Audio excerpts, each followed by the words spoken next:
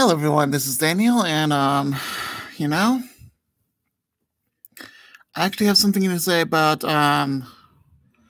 who actually is the least in God's kingdom. So, who is the least in God's kingdom? And I will give you a hint on who the least in God's kingdom is. It is those who are popular and those who have a lot of influence over the people, in a good way or in a bad way. So, if your set destruction is very low, you still be the very least in God's kingdom. Why is that? Because your destruction does not really depend on how sinful you really are. The only thing in your destruction or the intake of destruction of hell really depends on is how much you knew God, how much danger you were to hell. So that will make you the least in God's kingdom, not really because God considers the least, but basically it's because you're a threat to God's kingdom in a way. But also, the least in God's kingdom are those who have all the values of earth, all the values that they've taken before, so they don't, they basically forsake what was much value on in the kingdom of God, but they also forsake that they've even gotten there because they think they're really got there for no apparent reason, or they don't think it's very rich, or they don't really care about how amazing heaven really is, except because they think that heaven is just like their riches, but it's the opposite of the riches. Actually, it's not poor; it's the opposite of poor, but also it's holy riches. So basically, those people that become the least of the God's kingdom are the very rich, the very popular, and of course, very destructive against the devil. So Paul considered himself the very least in God's kingdom because he committed a lot of destruction and a lot of headache in the kingdom of hell.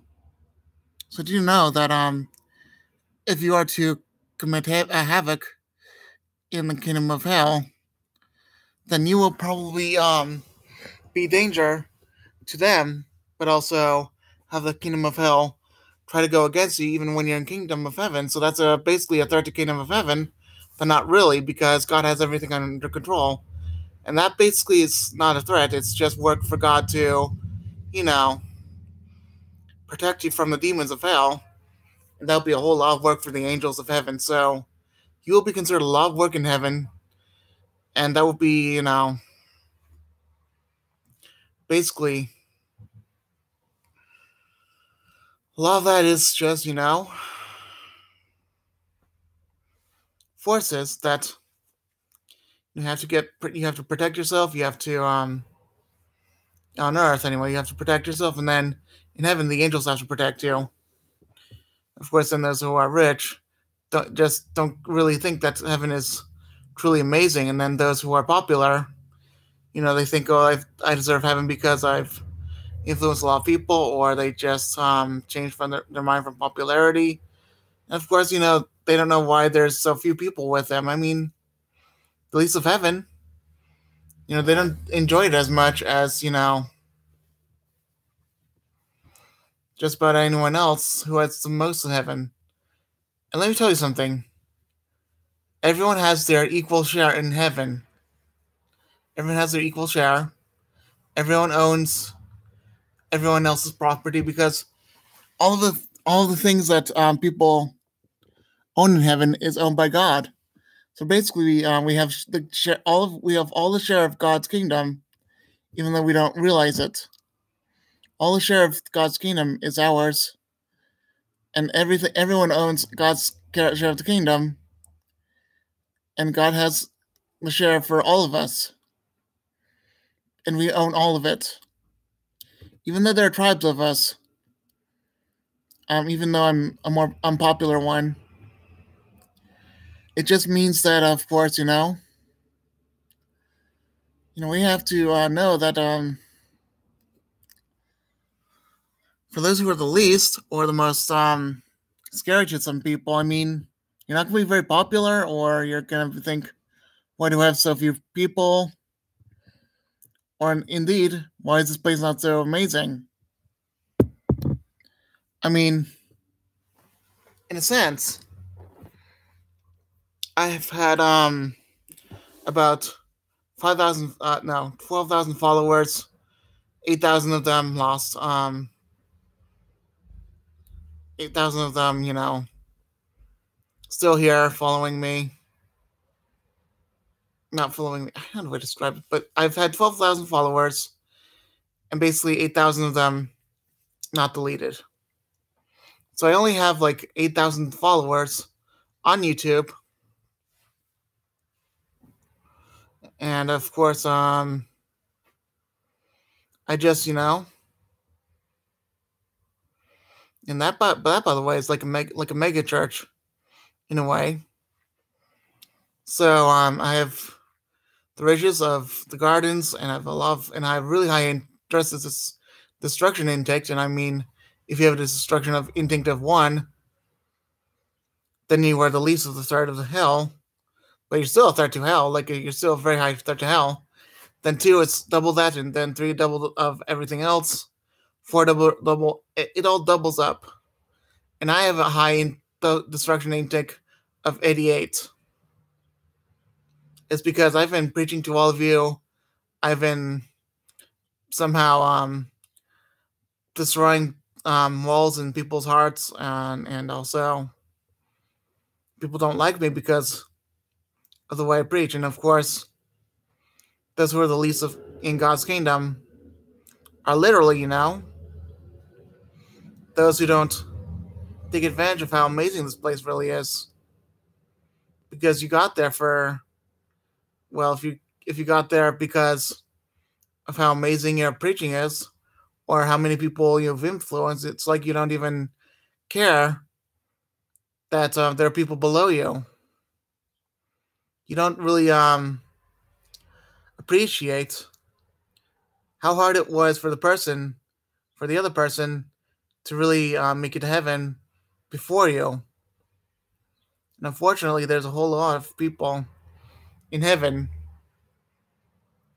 that are below me that appreciate that they got there. Like, I might not even appreciate how amazing that really was for me. I might not have quite the amount of joy, but it will be the same kind of thing for me. It will still be the same place. But I will not really have the same joy. I will not have the same appreciation. And it'll be a hazard for the angels. So you gotta think about these things, guys. Do you really want to preach the message? Or do you want to be that, the mosquito that, sucks up the advice from me? Because if you were to be a mosquito, basically, I think some of you had been dreaming that you were a mosquito and you were sucking my blood. I don't know where, but I believe that some of you had a dream that you were a mosquito that were sucking my blood. And you're wondering, why do I know about this? Well, I'm no dream interpreter, but I do know that this kind of thing makes sense, because anything that sucks the blood will suck the blood of a person. That, by the way, is, basically draining them of the truth. And basically, it's like draining them of their joy, just to tell them what to do. So if you keep wanting to get the information, I mean, there will be a time and place for knowing how harsh it is, that really you're not really fit for heaven, because if you're not really fit for heaven because of how dangerous you are to the angels, well, I mean, heaven is a very beautiful place. It's paradise. It is, everything good. But hell's the opposite, complete, utter opposite. And unfortunately, those with the high destruction intake that go to hell, they're at the very bottom of hell, and they're at the worst place. And unfortunately, they're so lost and so in so much great pain and so much fear that you don't even know. I mean, there's so much torment. Just in my nose. There's so much torment in hell that I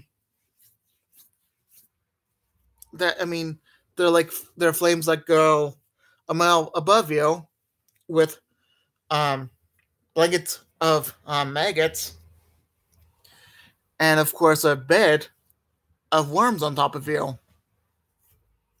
That's what the least in heaven will face if they go to hell. So of course you have to be very careful what to say, because you have to be at least in a middle ground. There literally has to be a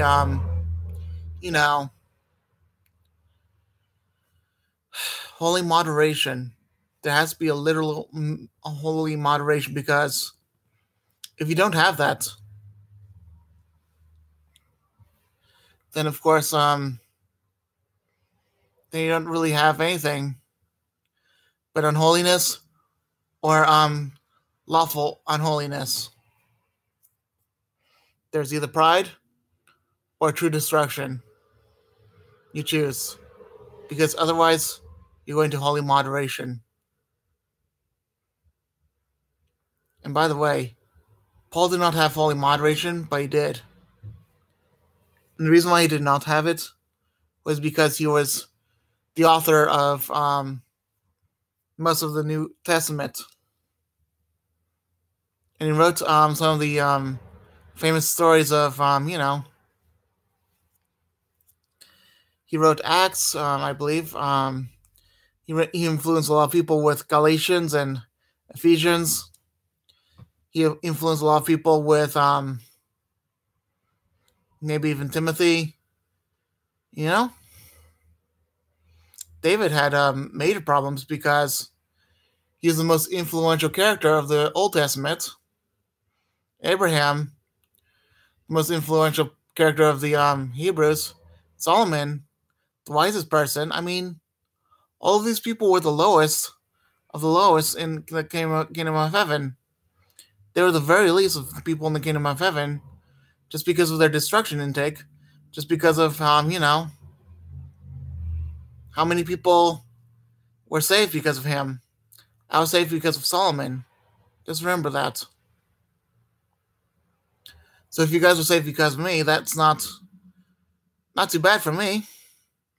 But in the same problem, that is a problem for me, because I don't mean it in a bad way, but I do mean it in a way that tells you that sometimes you have to recognize that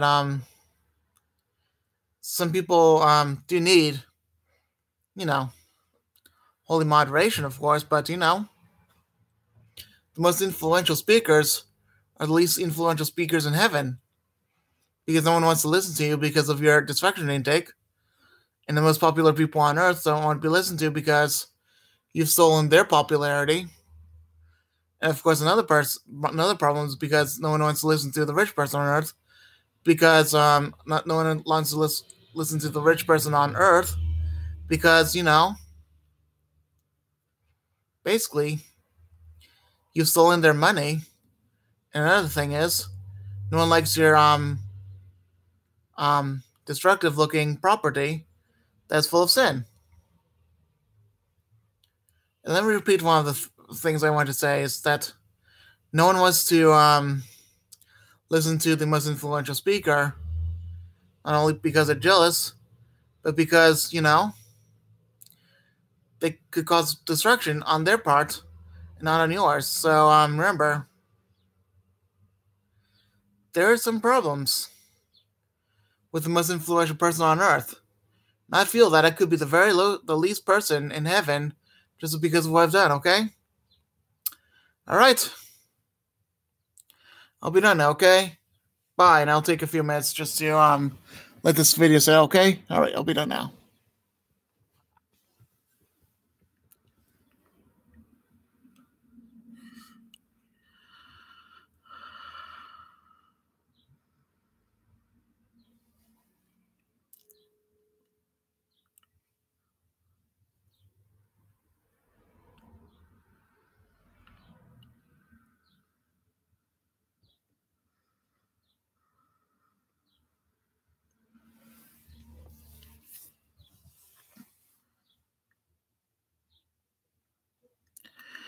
Come on, you two, figure this out.